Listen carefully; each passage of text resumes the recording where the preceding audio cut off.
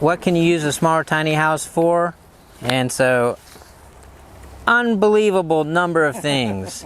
Primary residence, accessory dwelling unit, guest space, residence for family member, home office, artist space, she shed, man cave, teenage space, storage, emergency shelter, retreat space, second home for recreational use, and much more. Home theater. Come on, we got to put this in. So the advantage of a tiny house on wheels is that you just have the house, you don't have to pay for the land, and you can put it wherever you want. Advantage number one. Advantage number two is that because it's an RV, anything on wheels is not restricted by the North Carolina Building Code. You don't have to have a licensed electrician, you don't have to have a licensed plumber, you don't have to have a licensed HVAC, you don't have to pull any permits, you don't have to have any inspections. So you can build one of these much faster and much cheaper than a traditional house. The trade-off is though it's not strictly legal to live in. There are ways around that. We have a trailer. Here we were going to build one wall just so you can see kind of how to start, which is sometimes the hardest part. And once you learn how to frame one wall, you basically can frame any wall. So we're going to get it level. Pretty good. Pretty good. Who wants to do this, Jack? So let him know when he's getting close. Slow down. Stop. We're going to frame a building together with no walls and no windows. So just draw a rectangle, basically fill the whole paper though, with a rectangle. Now imagine if you're cutting a hole and you've got a glass window right here, that glass is not going to support the roof. So you need to build in what's called a header.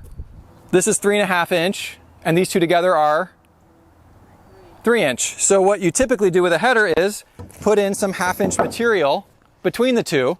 You could use 1/2 inch plywood, 1/2 inch OSB, 1/2 inch insulation. It sort of doesn't matter. So let's say this is the window. I want you to draw from the bottom of your rectangle all the way to the top. I want you to draw a line. And on the other side, I want you to draw another line from the bottom all the way to the top. This is the most complicated part of the whole thing. Once you get this part, it goes really quickly. So essentially what you've done is you've got two 2x4s together, one of which is supporting your header, one of which goes all the way on the outside, and then in between this dimension here, you can put your window. Rough carpentry, like the framing, the bigger issue is you want things to fit together well. Within a 1/16 is really good, and within an 1/8 is usually tolerable.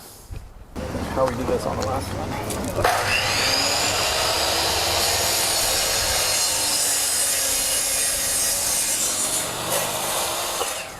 96, and then I've got one at the end. So then I've got those marked. Find a semi-flat space.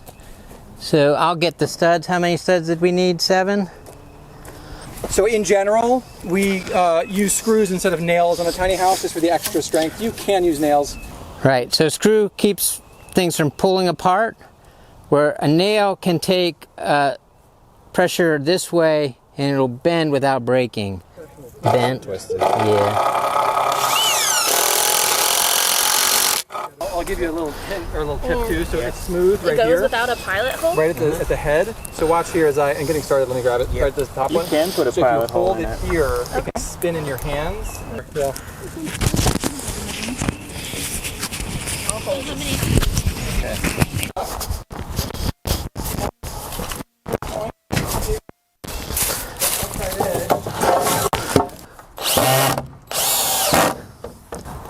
Plumb, square, and level, right? Sounds like a pie. Okay, hold on.